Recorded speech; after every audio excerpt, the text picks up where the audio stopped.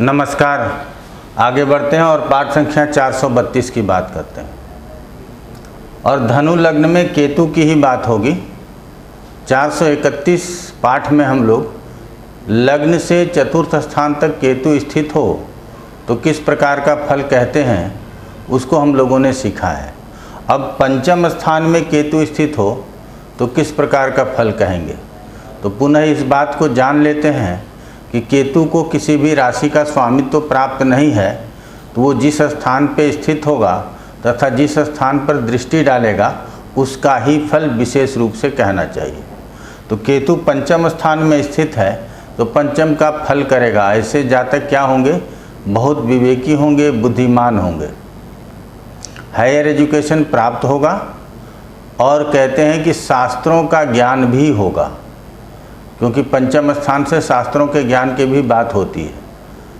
तो ये तो हो गया कि केतु पांचवें स्थान में स्थित है और केंद्र और त्रिकोण में केतु और राहु को इसलिए अच्छा कहा गया क्योंकि जब उसका कोई स्वामित्व नहीं होता तब वो सिर्फ और सिर्फ जहाँ स्थित होता है उसके दोनों राशियों का फल करता है। तो पांचवें स्थान में मेष राशि है तो मंगल के दोनों राशियों का फल करेगा। पहला तो ये पंचम का फल करेगा और दूसरा ये फिर द्वादश स्थान का फल करेगा।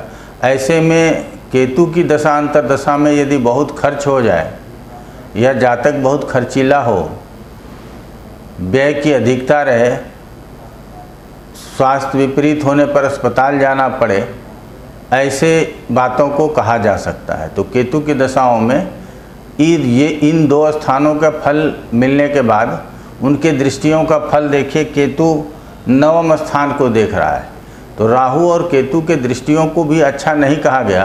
तो नवम स्थान को यदि देख रहा है तो धर्म कर्म के क्षेत्र में बहुत अधिक लगाव होगा ऐसा नहीं कहेंगे, लेकिन सिर्फ केतु से ही ऐसा कह देना जरूरी नहीं है, अन्य ग्रहों को भी देखेंगे। लेकिन उसके बाद भी यहाँ कहेंगे कि धर्म कर्म के क्षेत्र में बहुत अधिक लगाव नहीं होगा, पिता के साथ वैचारिक मतभेद होगा और भाग्य हमेशा अनुकूल नहीं रहेगा। तो ये हो गया केतु का पांचवी दृष्टि जब नवम स्थान के ऊपर है। केतु की सातवीं दृष्टि जब एकादश स्थान के ऊपर जाएगा तो यहाँ हम लोगों को कहना होगा कि एकादश से लाभ की बात होती है, वृद्धि की बात होती है। यदि केतु की दशा है और एकादश स्थान एक्टिव हो रहा है तो उस समय जितना लाभ होना चाहिए वो पर्याप्त लाभ आपको नहीं मिलेगा। उस समय पर यदि किसी भी प्रकार के प्रमोशन की बात होती है तो यहाँ प्रमोशन देने में भी परेशानी होगी। किसी भी प्रकार के वृद्धि की बात हो तो किसी भी भाव से संबंधित ग्रह वहाँ बैठा, केतु का भी प्रभाव है, तो यदि वहाँ वृद्धि की बात होगी तो वृद्धि भी नहीं होगा ऐसा कहना चाहिए। और केतु की नवम दृष्टि लग्न के ऊपर है तो जातक का स्वभाव में चिड़चिड़ापन हो, कहते हैं तुनक मिजाजी, जल्दी गुस्सा कर ले और फिर थोड़ी देर में ठीक हो जाए, तुनक मिजाजी इसी को कहते हैं। तो हमारा कहना है कि लग्न के ऊपर दृष्टि होने से स्वभाव में चिड़चिड़ापन हो, इसकी संभावना है। चलिए आगे बढ़ते हैं और केतु यदि छठे स्थान में स्थित हो तो क्या फल होगा। अब केतु छठे स्थान में स्थित है तो छठे स्थान 3, 6, 11 में अशुभ ग्रह अच्छे होते हैं तो स्वतंत्र कारकत्वों के फल की बात यदि करेंगे तो केतु छठे स्थान में स्थित होकर के अच्छा रिजल्ट कर सकता है। लेकिन छठे स्थान में स्थित होकर के केतु छठे का फल करेगा, अर्थात रोग का दाता होगा, ऋण का दाता होगा और शत्रु का दाता होगा। ऐसे जातक के जीवन में रोग, ऋण और शत्रु तीनों परेशान कर सकता है, इसकी संभावना अधिक होगी। तीनों परेशान कर सकता है लेकिन कब करेगा, तो विशेष रूप से जो तीनों परेशान करेगा वो केतु की दशा अंतर्दशा में करेगा। इसीलिए छठे स्थान में केतु हो तो अब जिस स्थान में है वहाँ वृष राशि है, उसकी दूसरी राशि तुला है। तुला कहाँ है, एकादश स्थान में स्थित है। तो उस समय पे चाहे ऋण के माध्यम से हो या किसी भी माध्यम से हो, हमको लाभ जरूर हो जाएगा। ऐसे समय पे यदि किसी प्रमोशन आदि की बात होगी तो वो हो जाएगा। आप समझिएगा कि एक ही ग्रह की स्थिति से कितने प्रकार के फल अलग अलग हो जाते हैं। कोई फल अशुभ होगा तो कोई फल शुभ हो जाएगा।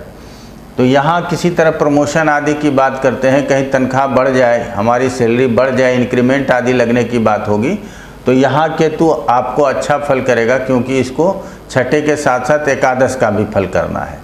अब आगे आ जाते हैं, केतु की दृष्टि दशम स्थान के ऊपर है, तो कार्य के क्षेत्र में अपने सहकर्मियों के साथ आपके वैचारिक मतभेद रहेंगे या उनके साथ बहुत अच्छा मेल जोल नहीं होगा।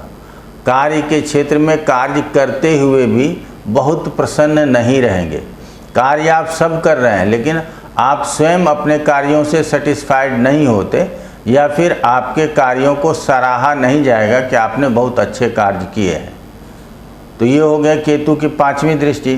केतु की 7वीं दृष्टि व्यय स्थान के ऊपर है, तो यहाँ से व्यय की बात करते हैं, सैया सुख की बात करते हैं, विदेश की बात करते हैं, जेल यात्रा की बात करते हैं, हॉस्पिटल में एडमिट होने की बात करते हैं। तो ऐसे सभी विषयों के ऊपर वो पत्रिका जब पूरी आपके सामने होगी तो विषय भी स्पष्ट हो जाएगा। ऐसे विषयों के ऊपर इसका प्रभाव होगा, अर्थात संभव है कि उस समय विदेश जाए, संभव है कि उस समय हॉस्पिटल में भर्ती होना पड़े, और यदि जेल का योग है तो जेल जाने की संभावना भी हो सकती है। रोग यदि होगा तो हॉस्पिटलाइज भी होने की संभावना इस स्थिति में बताई जा सकती है। अब केतु की दृष्टि धन स्थान के ऊपर है।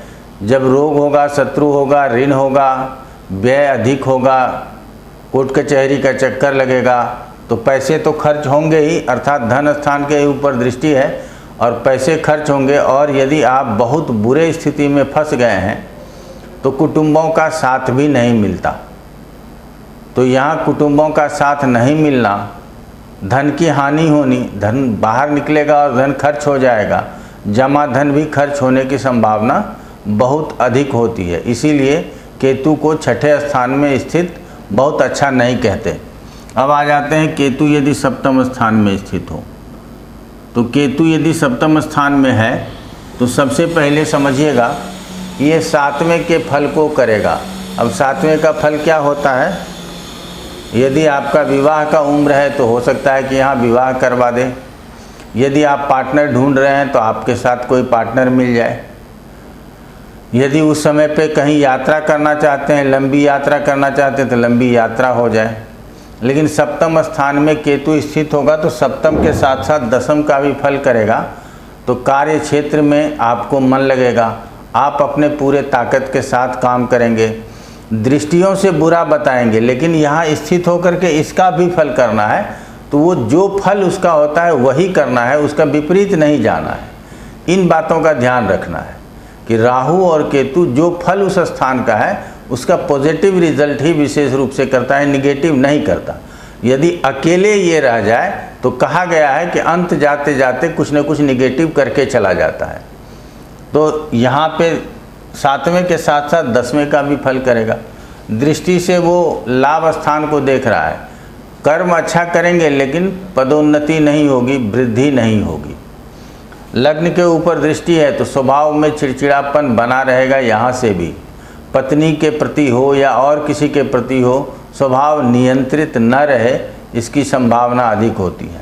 अब केतु की 9वीं दृष्टि तीसरे स्थान के ऊपर है। ऐसे समय में आपके घर से नौकर चाकर भाग जाएं, नौकर चाकर आपके घर में न रहें, इसकी संभावना बहुत अधिक होती है। अब यहाँ पे जब तीसरे स्थान के ऊपर दृष्टि डाल रहा है केतु, तो यदि आपका खेल कूद में सिलेक्शन होना है तो उस समय पे खेल कूद में सिलेक्शन ना हो। यदि कोई नाटक में या कोई फिल्म में काम करना चाहते हो, काम मिलने की संभावना है, लेकिन केतु यहाँ स्थित है और उसी की दशा अंतर्दशा है और वो तीसरे स्थान को देख रहा है, तो निश्चित रूप से इस समय पर उसको काम मिलने की संभावना कम होगी। तो ये हो गया केतु यदि 7वें स्थान में स्थित हो तो किस प्रकार का फल करेगा। अब केतु 8वें स्थान में स्थित है तो किस प्रकार का फल करेगा। तो सबसे पहले तो 8वें का फल करेगा, अर्थात आपको हमेशा चोट चपेट से बचना है। अचानक कोई भी घटना दुर्घटना आपके साथ हो सकती है, इस बात की संभावना अधिक है। ये कब होगी? जब आपके जीवन में केतु की दशा आएगी, अंतरदशा हो या महादशा हो, ऐसे समय पर विशेष सतर्क होने की ज़रूरत है। अब यहाँ केतु बैठा है, कर्क राशि का है, तो इसकी तो दूसरी राशि होती नहीं चंद्रमा की, तो सिर्फ और सिर्फ ये 8वें का फल करेगा। और 8वें के जितने भी फल होते हैं, 8वें का फल किसी को नहीं चाहिए। दुर्घटना होता है, अचानक नुकसान की बात होती है, लेकिन यहाँ से कहा जाता है कि हम शोध कार्य को भी करते हैं, तो शोध कार्य यदि कर रहे हों तो वहाँ इस केतु का लाभ आपको जरूर मिलेगा और आप शोध कार्य में आगे बढ़ेंगे। अब केतु की दृष्टि द्वादश स्थान के ऊपर है, तो केतु एक तो बैठा 8वें में है और देख 12वें को रहा है, तो दोनों का रिजल्ट खराब ही होता है। द्वादश स्थान में है तो अपव्ययी होंगे, ऐसे समय में आय से अधिक व्यय होने की संभावना है। व्यर्थ की चिंता परेशानी द्वादश स्थान से आती है, तो व्यर्थ में चिंता और परेशानी में डूबे रहेंगे। द्वादश स्थान से विशेष रूप से अस्पताल में भर्ती होने की बात होती है। शरीर का क्षय होता है, तो शरीर का क्षय होगा, अस्पताल में भर्ती होने की संभावना अधिक होगी। केतु की दृष्टि द्वादश स्थान के ऊपर है। केतु 12वें स्थान में, ऐसे स्थिति में यदि पति पत्नी के संबंध में बिगाड़ हो जाए तो शैया सुख की कमी भी आपको महसूस होगा। अब यहाँ से केतु 7वीं दृष्टि से धन और कुटुंब स्थान को देख रहा है, तो ऐसे में ना तो आपको धन का साथ मिलेगा, ना आपको कुटुंबों का साथ मिलेगा। आप किसी तरह से अपना जीवन यापन करने में सफल रहेंगे। और यहाँ स्थित केतु की जो 9वीं दृष्टि है वो चतुर्थ स्थान में है, तो सुख से वंचित रहेंगे, माता को कष्ट होगा। भूमि भवन वाहन आदि खरीदने जाएंगे तो खरीद तो सकेंगे, लेकिन उसमें कोई ना कोई परेशानी आ जाएगी या आपके पास उतनी व्यवस्था नहीं होगी। अगर धन खरीद लिया, यदि कोई प्रॉपर्टी खरीद ली, तो वो किसी लिटिगेशन में फंस जाए, इसकी भी संभावना अधिक होती है। तो कितना सरल है ना कि केतु जहाँ स्थित हो पहले उसका फल कह लें। यदि जहाँ स्थित है उसके स्वामी की दूसरी राशि है तो उसका फल कह लें। फिर जहाँ जहाँ देख रहा है उसका फल यदि हम सम्मिलित कर लें तो हमारे व्याख्या में कमी नहीं रहेगी और हम बहुत अच्छे तरीके से इसकी व्याख्या कर सकते हैं। तो आज इतना ही कहेंगे। आप लोगों को किसी भी तरह की समस्या हो तो नीचे नंबर चलते रहता है, आप कभी भी संपर्क कर सकते हैं। आप लोगों का बहुत बहुत धन्यवाद।